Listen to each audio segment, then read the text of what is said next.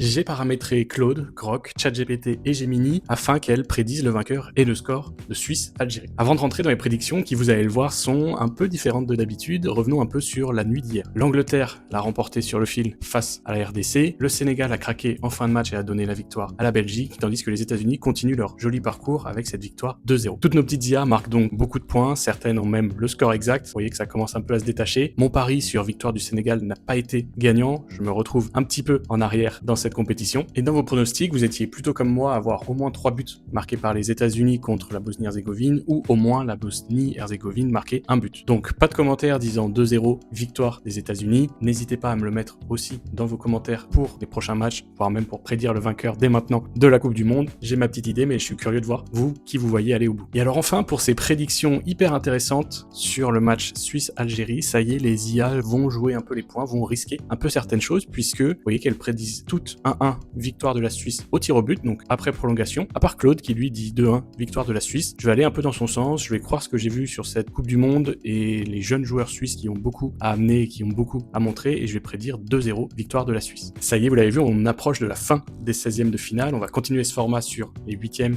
les quarts, les demi et évidemment la finale, donc n'hésitez pas à mettre vos pronostics, à mettre les personnes que vous voyez aller au bout de cette Coupe du Monde, et abonnez-vous pour suivre les prochaines vidéos.